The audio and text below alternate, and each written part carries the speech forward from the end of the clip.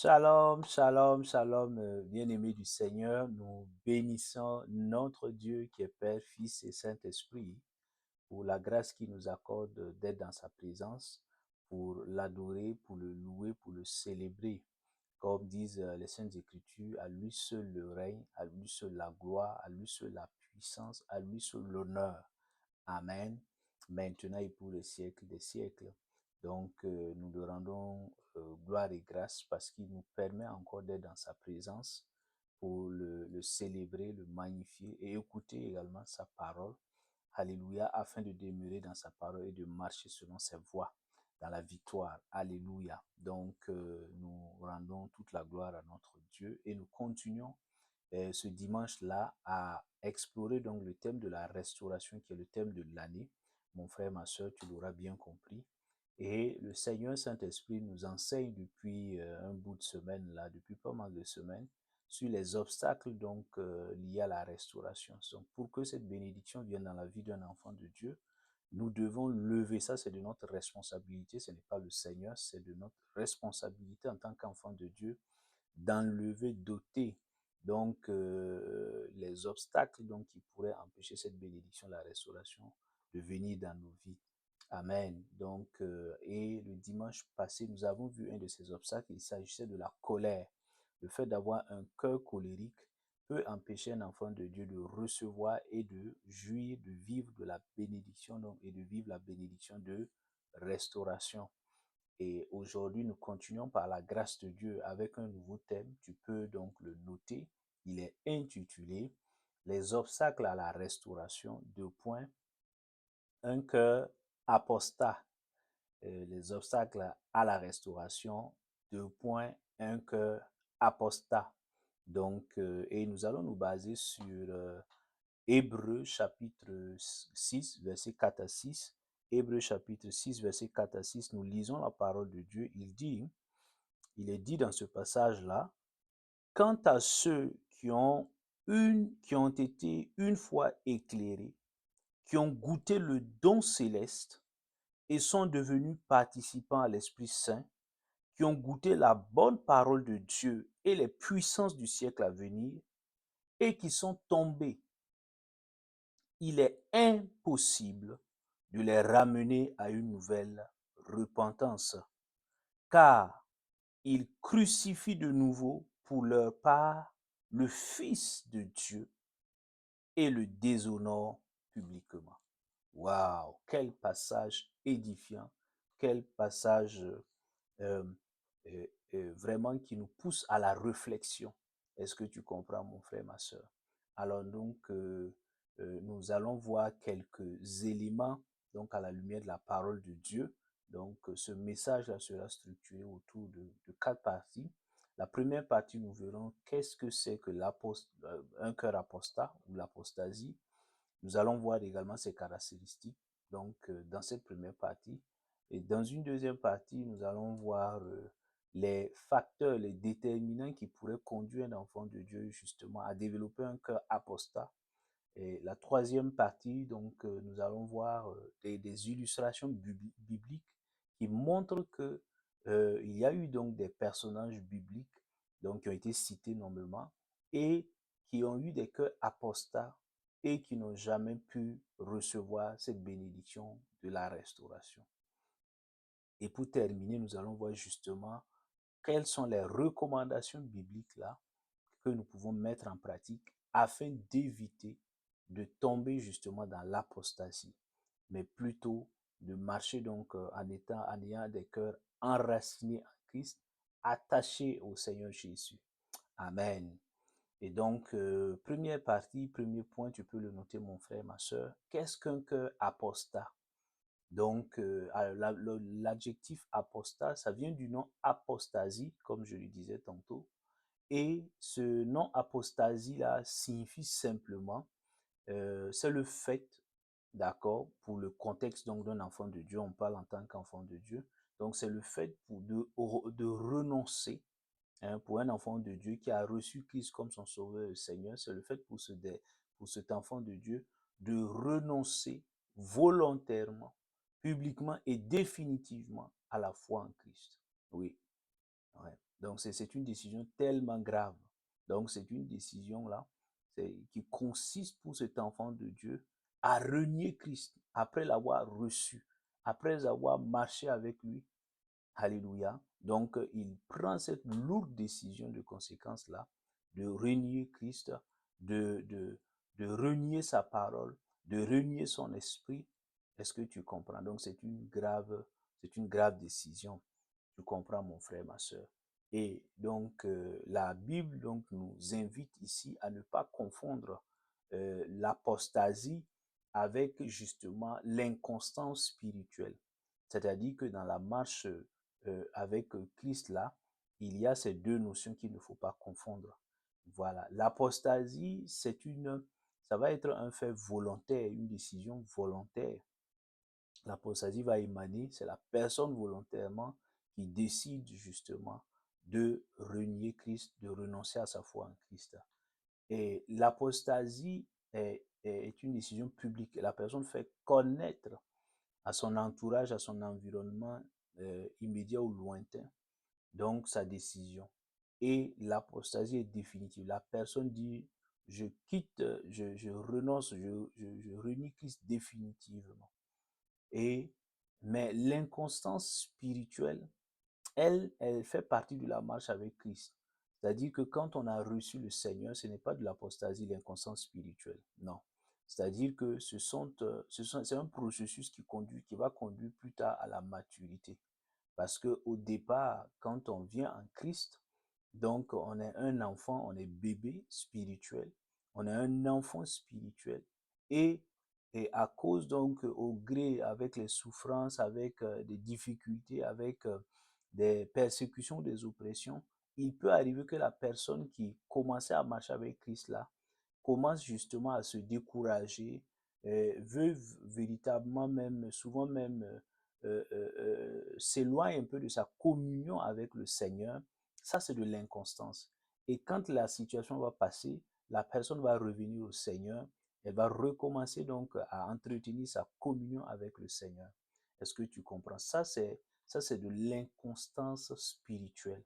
Et à un moment donné, lorsque cette personne en Christ la continue de grandir, cette inconstance va disparaître et faire place à la constance spirituelle, à la cohérence spirituelle et à une communion beaucoup plus profonde, à une intimité avec le Seigneur. Est-ce que tu comprends? Et donc, c'est ce qui c'est. Et donc, l'inconstance spirituelle, elle est contrainte parce que l'enfant qui est, l'enfant qui est encore, la personne qui est enfance, qui a un âge, qui a un stade d'enfant spirituel, justement, va se voir contrainte justement par des circonstances difficiles de voir, de baisser son niveau d'intensité de communion avec le Seigneur. Donc ça, c'est une contrainte. Et cette inconstance spirituelle-là, elle est temporaire. Elle n'est pas du tout, donc, elle n'est pas du tout définitive, elle est temporaire. Au bout d'un certain moment, lorsque la personne persévère dans sa marche avec le Seigneur, en étant attaché donc aux Saintes Écritures, le Seigneur va lui donner la force de quitter cet état d'inconscience spirituelle et donc de rentrer dans cette maturité spirituelle-là qui lui donne donc d'être en intimité avec le Seigneur de manière permanente. Amen. Et nous le voyons justement le cas de Pierre dans la Bible, à Matthieu 26, 75, nous voyons Pierre qui était fougueux, qui avait le zèle et qui vraiment qui avait l'enthousiasme quand tu suivais le Seigneur. Mais lorsque les situations difficiles sont venues, lorsque le Seigneur a commencé à être persécuté et on est venu l'arrêter pour aller donc le clouer à la croix, Pierre donc va régner le Seigneur parce qu'il avait peur justement pour sa vie. S'il disait qu'il connaissait le Seigneur et qu'il était un disciple du Seigneur, lui aussi il aurait pu subir un sort similaire. Donc, à cause de la pression et de l'immaturité de Pierre, de l'immaturité spirituelle de Pierre à l'époque, et justement, il a renié le Seigneur. Mais ce n'était pas un acte d'apostasie, c'était de l'inconstance spirituelle. La preuve, plus tard, donc, Pierre va se repentir et il va recevoir dans Actes chapitre là, dans les chapitres de Actes, il va recevoir le Saint-Esprit. On va voir un Pierre qui est totalement restauré et qui va commencer à parler de manière audacieuse, à recevoir même des souffrances. On va l'emprisonner plusieurs fois, on va le fouetter, On va vraiment l'infliger des douleurs pour le nom de Christ et Pierre va se sentir vraiment heureux d'avoir reçu donc ces coups-là pour le Seigneur. Donc tu comprends mon frère, ma soeur, et il va proclamer publiquement qu'il est disciple de Christ, qu'il est serviteur de Christ. Amen. Alors, toujours dans le même point, mon frère, ma soeur, quels sont les traits caractéristiques d'une personne qui a un cœur apostat? Alors, il y a de nombreuses caractéristiques, on peut pas les énumérer toutes. Et on va essayer juste de prendre quelques traits caractéristiques mentionnés ça et là dans la Bible et nous allons avancer par la grâce de Dieu. Donc, je partage avec toi, mon frère, ma soeur, quelques traits caractéristiques d'une personne qui a un cœur apostat, d'un enfant de Dieu qui a un cœur, d'une personne qui a un cœur apostat. Alors, lorsque la Bible dit dans 2 Timothée chapitre 4, verset 3 à 4 que cette personne-là, c'est une personne, quand une personne a un cœur apostat, elle détourne ses oreilles de la vérité, de la parole de Dieu, de la parole de Jésus. C'est l'une des caractéristiques de cette personne. Elle ne veut plus entendre parler donc de la parole de Christ. Est-ce que tu comprends? Et deuxième caractéristique, la Bible mentionne dans 2 Timothée 3, verset 5, 2 Timothée 3, verset 5, que cette personne, elle renie ce qui fait la force de la piété. Et qu'est-ce qui fait la force de la piété? C'est l'amour. Alléluia. Donc, autrement dit, cette personne-là, elle, fait, elle peut elle peut avoir l'air d'être une personne religieuse, d'être une personne consacrée à Dieu, mais en réalité, elle n'aime personne, alors que la force justement de la piété, hein, de la foi en Christ, c'est l'amour. La Bible dit, il y a trois grandes choses.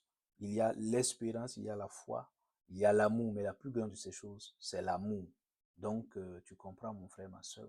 Troisième caractéristique du cœur apostat, de la personne au cœur apostat, c'est que elle renie Dieu à travers ses œuvres.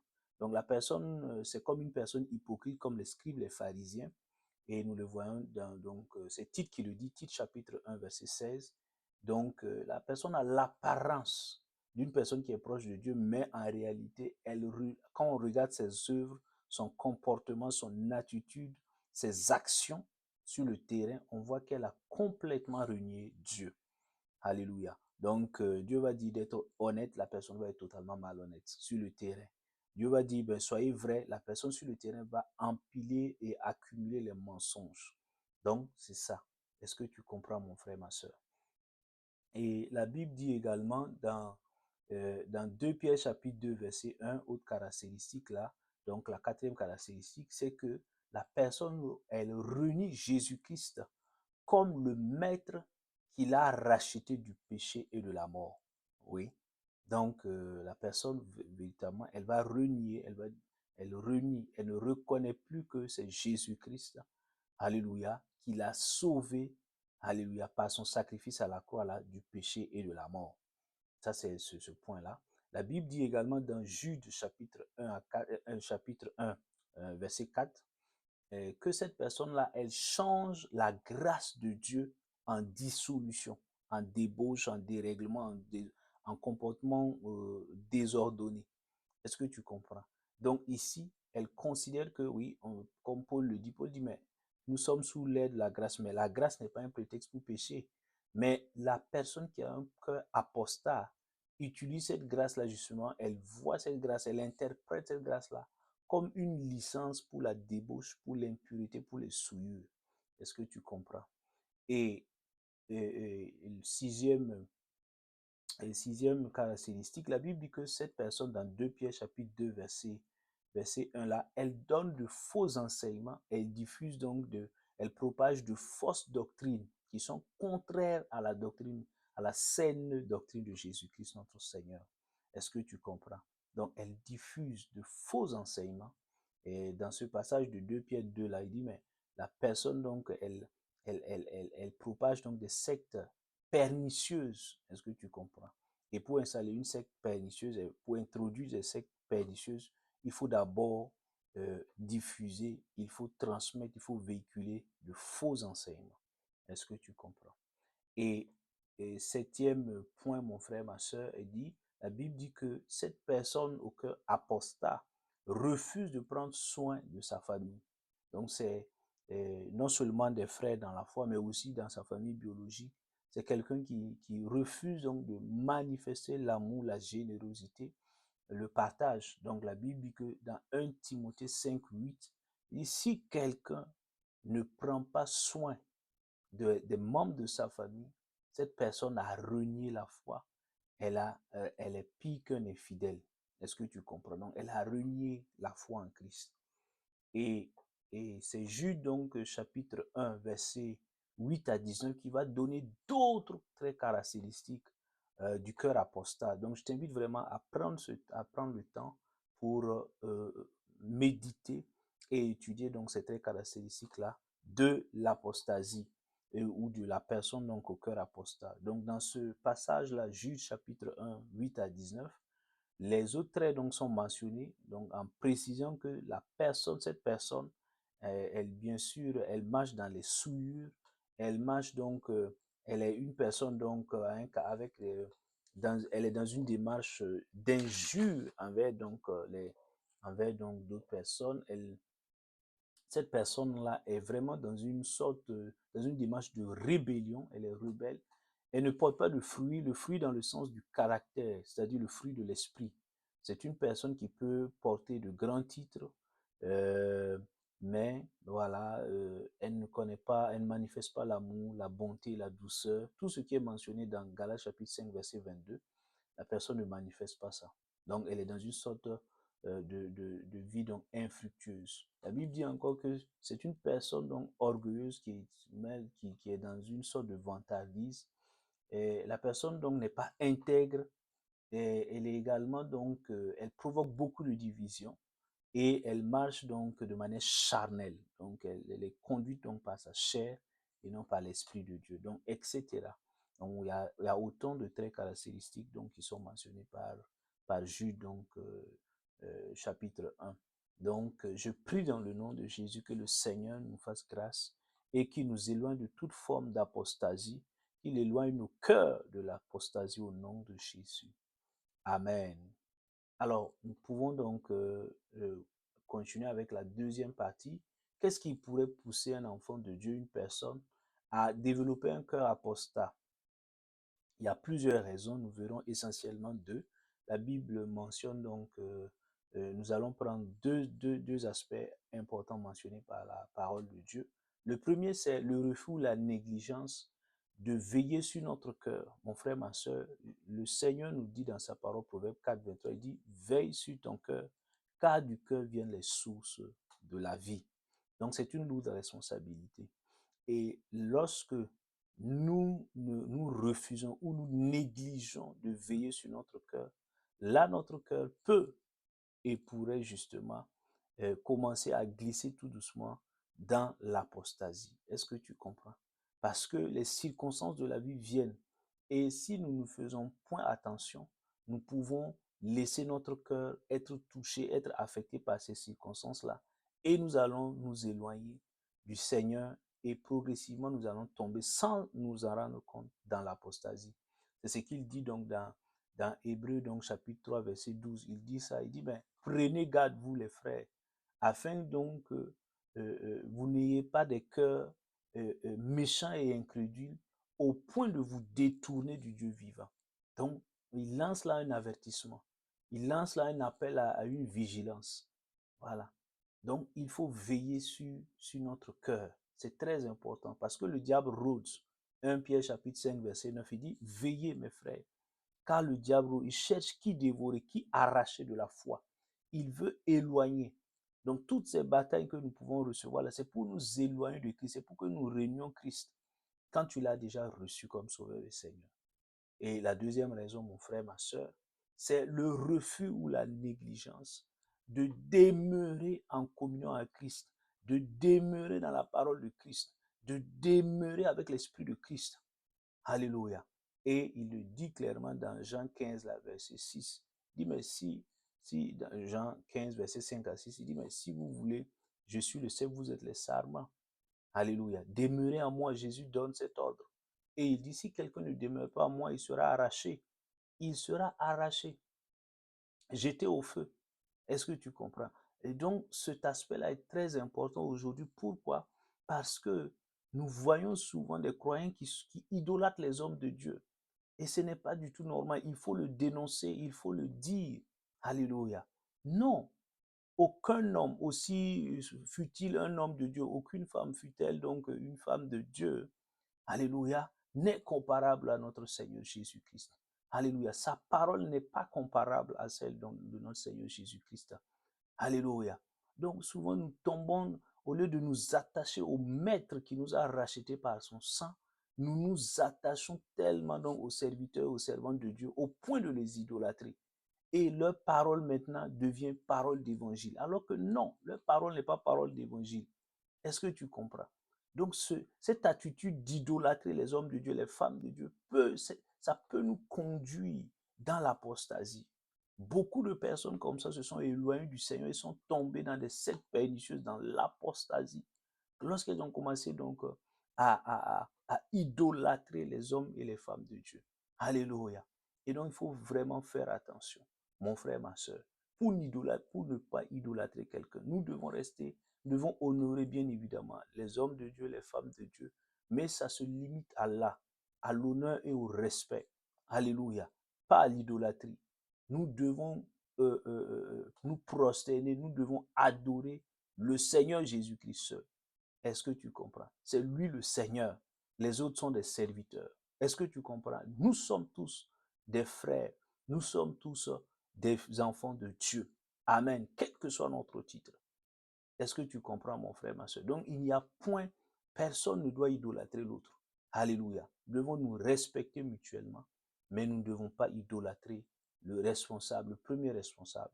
Est-ce que tu comprends, mon frère, ma soeur? Je prie dans le nom de Jésus que le Seigneur nous fasse grâce. Alléluia. Que le Seigneur nous fasse grâce, afin que nous puissions donc rester vigilants, afin que nous puissions donc regarder toujours à notre Maître et que nous puissions donc le considérer d'abord, alléluia, en toutes choses, au nom de Jésus. Amen. Et troisième point, mon frère, ma soeur, nous pouvons donc nous demander à la lumière de la parole de Dieu, en quoi un cœur apostat peut-il empêcher la restauration? Alléluia. En quoi un cœur apostat peut-il empêcher la restauration donc d'un enfant de Dieu? Lorsque cet enfant de Dieu donc tombe dans l'apostasie, non, la Bible dit clairement dans Hébreux chapitre 6, la restauration devient impossible. Et la personne va perdre donc justement ce statut d'enfant de Dieu là. Et vraiment, cela n'est pas une bonne chose. Alors, premier cas, nous le voyons avec déjà, la réponse donc se trouve dans Jude, chapitre 1, verset donc 5 à 6, avec le cas des anges déchus. Tu vois, donc il y avait donc, tu le sais mon frère, ma soeur, donc quand euh, euh, Lucifer donc s'est rebellé, il a pris donc un tiers des anges là et ils se sont rebellés, ils ont été donc chassés donc du ciel. Alléluia. Et tu vois, mon frère, ma soeur, ces anges qui ont été déchus là, alléluia, pourquoi ils ont été déchus? Parce que tout simplement, ils ont, alléluia, ils ont eu des cœurs apostats. Ils sont tombés dans l'apostasie, ils ont renié Dieu pour servir une créature de Dieu. Alléluia. Tu comprends, mon frère, ma soeur? Et nous le voyons, Jude le dit très bien dans sa lettre. Est-ce que tu comprends? Dans son livre, Jude chapitre 1, verset 5 à 6, il dit, à vous qui connaissez tout cela une fois pour toutes, je veux vous rappeler que le Seigneur, après avoir sauvé le peuple d'Israël du pays d'Égypte, a fait ensuite périr les incrédules, les anges qui n'ont pas gardé la dignité de leur rang, mais qui ont quitté leur propre demeure, qui ont abandonné leur propre demeure. Il les a gardés, le Seigneur les a gardés dans des chaînes perpétuelles, au fond des ténèbres, en attendant le grand jour du jugement. Tu entends, mon frère, ma soeur? Qu'est-ce que le Seigneur a fait? Lorsqu'ils ont quitté, ils ont abandonné, c'est ça l'apostasie. Ils ont abandonné le Seigneur créateur pour servir et suivre donc une créature de Dieu. Et pour cela, donc, voici leur sort et leur châtiment. Et il n'y aura pas de restauration, il n'y a pas de restauration possible pour ces anges-là. Ils sont déchus définitivement, éternellement. Pourquoi? parce qu'ils ont été apostats. Ils ont eu des cœurs apostats. Est-ce que tu comprends? Il dit, il les garde de manière, avec des chaînes perpétuelles au fond des ténèbres, en attendant le grand jour du jugement. Et lorsque ce jugement arrivera, ils seront condamnés éternellement encore. Est-ce que tu comprends? Le deuxième cas, nous le voyons, alléluia, c'est le cas donc justement de certains croyants qui ont reçu la grâce et qui ont méprisé la grâce. Alléluia. Il faut véritablement que nous puissions prendre conscience, mon frère, ma soeur. Alléluia. Donc, et nous l'avons lu dans Hébreux 6 là. Il dit, mais ces frères-là, ces croyants en Christ là, qu'est-ce qui s'est passé? Ils ont reçu la grâce de Dieu. Alléluia. Ils ont goûté à la bonté de Dieu. Amen. Et qu'est-ce qu'ils ont fait? Ils sont tombés. Tomber ici, c'est le fait qu'ils ont, et après, ils ont rejeté. Alléluia. Ils ont abandonné. Ils ont quitté. Alléluia. Ils ont renoncé. Alléluia. Et il le dit, il dit, cela est impossible. Les mots sont forts, mon frère. Analyse et regarde. Il dit, il est impossible. Tu entends?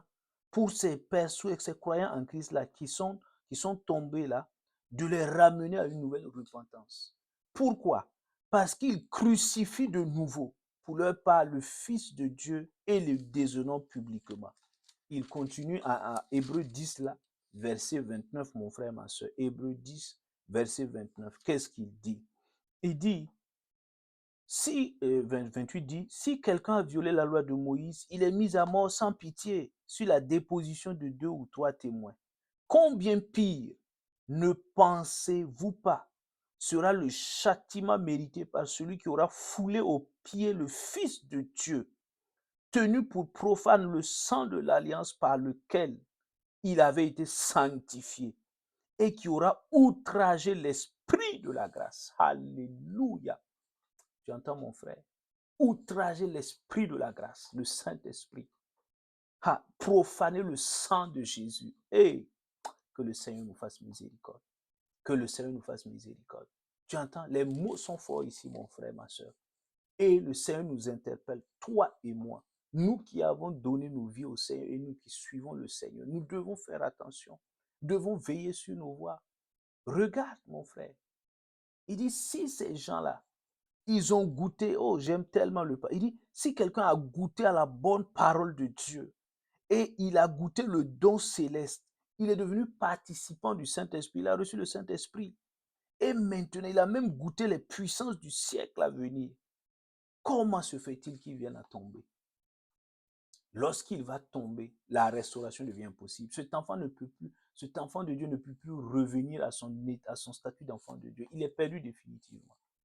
Et s'il est perdu définitivement, comment va-t-il être restauré? Là, c'est la fin de la restauration, mon frère, ma soeur.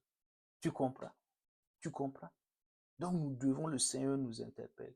Et le troisième cas, pour terminer sur ce point, c'est le cas de certains compagnons de Paul. Tu connais Démas, 2 Timothée chapitre 4, verset 10. Que dit Paul? Paul dit dans ce passage-là, il y avait un compagnon d'œuvre qui était avec lui, qui s'appelait Démas. Il dit, mais Démas, il m'a abandonné. Alléluia. Pour repartir, pour retourner où? Dans le monde, par amour pour le siècle présent. Il est parti à Thessalonique. Regarde ce que Paul dit. Mais au-delà de la personne de Paul, ce n'est pas la personne de Paul. Il a abandonné, Démas a abandonné le Seigneur Jésus-Christ. Il a renié la foi en Christ. Pour repartir en se disant, être chrétien, c'est trop difficile. Il y a tellement de persécutions, il y a tellement de souffrances, je ne peux pas. Et il est reparti dans le monde pour la perdition éternelle. Et cet homme-là, il n'a plus jamais, à aucun moment de la Bible, dans aucun passage, on ne voit que Démas est revenu repentant. Non, ça n'était fini définitivement de lui. Il a perdu, il n'a plus jamais été restauré. Il n'a pas reçu la bénédiction de restauration. Pourquoi? Parce que Démas avait un cœur apostat. Oh, je prie dans le nom de Jésus que le Seigneur nous fasse grâce. Que le Seigneur te fasse grâce et qu'il me fasse grâce. Qu'il nous éloigne de toute forme de cœur apostat, d'apostasie. Qu'il éloigne nos cœurs de l'apostasie au nom de Jésus. Amen. Qu'il nous fasse grâce afin que, quel que soit, nous pouvons vivre souvent des situations difficiles où nous sommes persécutés, rejetés par les êtres humains. Alléluia. Au travail, à l'église, peu importe l'endroit. Mais je prie que, alléluia, nous ne régnions jamais le Seigneur. Que nous ne régnions jamais le Seigneur. Parce que c'est une lourde décision. Et le Seigneur le dit dans l'évangile. Il dit, si un homme, si quelqu'un me rejette, me renie devant les hommes, je le renierai également devant le Père. Mais si Dieu te renie, mon frère, ma soeur, comment veux-tu recevoir la bénédiction de restauration sur cette terre? Ce n'est pas possible. Même si tu pars et voir les hommes de Dieu, tu pars les rencontrer et ils promettent donc et ils te disent oui, que Dieu te bénisse, cela n'aura aucun effet. Cela n'aura aucun effet parce que Dieu t'aura déjà rejeté. Alléluia. Qui peut bénir si Dieu a déjà maudit? Personne. Tu comprends, mon frère, ma soeur? Et pour terminer, la Bible donc nous donne quelques recommandations. Donc, quatrième partie, comment éviter de tomber dans l'apostasie, mon frère, ma soeur? Comment éviter de tomber dans l'apostasie? La Bible nous donne plusieurs recommandations. J'en retiens donc quatre. Et pour partager avec toi, mon frère, ma soeur, tu peux le noter. La première recommandation, c'est que toi et moi, nous commencions sérieusement à étudier la parole de Dieu. Je n'ai pas dit de lire, je n'ai pas dit de méditer, mais de commencer à étudier. La lecture est une chose, la méditation est une chose, l'étude de la parole en est une autre. Étudier, c'est de prendre un point précis et de regarder depuis Genèse jusqu'à Apocalypse. Que dit Dieu à ce sujet? Alléluia. Si je veux étudier le mariage, oui, c'est possible. Je prends, alléluia, depuis Genèse. Qu'est-ce que Dieu dit depuis Genèse jusqu'à Apocalypse sur le mariage? J'aurai le point de vue de Dieu. Qu'est-ce que Dieu a dit à ce sujet? Alléluia. Si je prends un autre thème, le ministère. Si je suis un jeune, j'aspire au ministère, Dieu m'a appelé. Très bien, je dois étudier. Alléluia. Qu'est-ce que Dieu dit au sujet du ministère?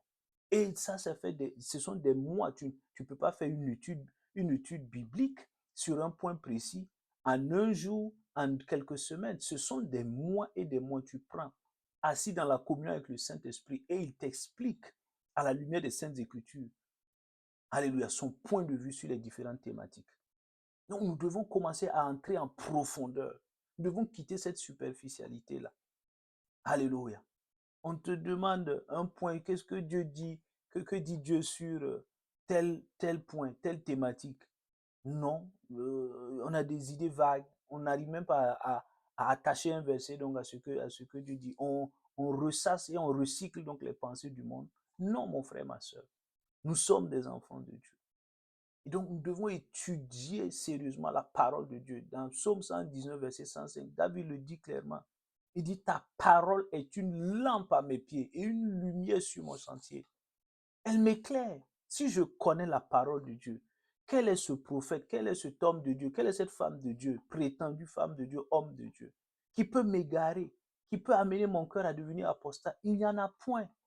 Mais c'est parce que nous ne connaissons pas la parole de Dieu que toute personne qui se lève, escroc, alléluia, et malhonnête, bandit spirituel, peut nous détourner donc des voies du Seigneur. C'est parce que nous ne connaissons pas. Alléluia. Regarde, la Bible dit dans Actes chapitre 17, verset 11, les Pôles sont allés, on les appelle les chrétiens, à Bérée. Mais il dit que quand les Pôles là ont commencé à évangéliser, à parler de Jésus, les chrétiens de Bérée ont ouvert leur Bible pour commencer à examiner, pour voir entre ce que Paul dit et puis les Écritures, est-ce qu'il y a une concordance, est-ce qu'il y a une compatibilité, est-ce qu'ils ne mentent pas? Il faut prendre l'exemple des chrétiens de Bérée. Mais aujourd'hui, nous ne connaissons même pas la Bible. Quelqu'un vient dire des contre-vérités sur, et il s'affuble donc de n'importe quel titre. Et il vient dire des contre-vérités, il vient contredire Jésus. Mais comme toi, tu ne connais pas, tu dis Amen. Alors que tu es en train de maudire ta vie et toute ta descendance. Je prie que le Seigneur nous fasse grâce. Afin que nous puissions consacrer du temps dans la méditation et l'étude approfondie. Ça, ce n'est pas le pasteur qui viendra faire ça à ta place. C'est toi-même, c'est une responsabilité personnelle. Deuxième point, mon frère, ma soeur, il dit, la Bible nous dit que nous devons, toi et moi, rester attachés à la parole. Ce n'est pas l'étude. Maintenant, une fois que tu connais la parole, il faut rester attaché, il faut demeurer attaché à la parole de Dieu. peu importe les circonstances. Et il le dit très bien dans 1 Jean chapitre 2, verset donc 24. 1 Jean 2, 24. Qu'est-ce qu'il dit? Il dit, pour vous, ce que vous avez entendu dès le commencement doit demeurer en vous. Si ce que vous avez entendu dès le commencement demeure en vous, vous demeurerez vous aussi dans le Fils et dans le Père. Regarde mon frère. Donc il y a une relation entre le fait de garder, de rester attaché à la parole de Dieu. Alléluia. Donc je m'attache à la parole de Dieu afin justement que personne ne puisse venir m'égarer du Seigneur. Mais lorsque dans la vie chrétienne, dans la marche avec le Seigneur, il y aura des moments difficiles. Il ne faut pas te leurrer, mon frère, ma soeur. Il y aura des temps difficiles. Souvent des oppressions du diable, souvent des épreuves permises par le Seigneur afin de te conduire dans la maturité spirituelle. Mais dans ces moments difficiles-là, si tu ne fais pas attention, si je ne fais pas attention, je vais me faire, alléluia, je vais me laisser égarer par un soi-disant homme de Dieu, par une soi-disant femme de Dieu. Alléluia. Et je serai ravi. Et l'ennemi va venir me ravir, m'éloigner du Seigneur et me conduire tout doucement à glisser dans l'apostasie. Pourquoi? Parce que j'ai refusé de m'attacher à la parole de Dieu. J'ai voulu laisser les gens dire d'autres paroles flatteuses. Non, la parole de Dieu, c'est la parole de Dieu. Je dois m'attacher à ça. Je suis malade. Si je suis malade, pendant la maladie, je ne me laisse pas submerger. Je dis, ok, que dit la parole de Dieu? La parole dit dans Ésaïe 50, la 4, là, il dit, mais Christ a porté mes souffrances. Christ a porté mes maladies. Et par ses meurtrissures, je suis guéri. C'est ça. Je m'attache à cette parole. Je demeure dans cette parole. Afin de ne pas renier Christ. Afin de ne pas laisser quelqu'un me dire des paroles insensées qui vont m'éloigner du Seigneur. Est-ce que tu comprends? Est-ce que tu comprends? Donc c'est très important de rester attaché à la parole. Lorsque les vents se lèvent, les tempêtes se lèvent dans ma vie, je reste attaché à la parole. Je proclame la parole. J'obéis à la parole. C'est ça, mon frère. C'est ça qui va t'aider. Et là, tu seras solide, enraciné. Et personne ne pourra venir te voler, t'éloigner du Seigneur, t'amener à être dans l'apostasie et à renier Christ. Non, mon frère, ma soeur. Troisièmement, mon frère, ma soeur, la Bible nous donne cette recommandation. La Bible nous recommande donc d'examiner le fruit, oh mon frère, de ceux et celles qui se disent croyants en Christ, qui se disent bishop, pasteur ou frère ou sœur en Christ, peu importe leur statut, leur titre. Toute personne qui va se dire je suis enfant de Dieu, je suis chrétien, je suis croyant en Christ là, il ne faut pas regarder au titre, il ne faut pas regarder aux paroles. Là, Jésus dit, Matthieu 7, verset 16, il dit, vous reconnaîtrez, vous reconnaîtrez qui? Les faux docteurs, les faux pasteurs, les faux prophètes, les faux apôtres, vous allez, les faux frères en Christ, les fausses sœurs en Christ, là, vous allez par leurs fruits. Le fruit ici, c'est le caractère. Galates 5, 22, mon frère, c'est basique, c'est fondamental. Dit le fruit du Saint-Esprit, c'est l'amour, la paix, la joie, la douceur, la bonté, la bienveillance, la patience, la foi, la fidélité, la maîtrise de soi. Cette personne-là vient se dire enfant de Dieu, elle vient se dire bishop, archibishop, tout ce que tu veux. Et elle ne manifeste pas le fruit de l'esprit.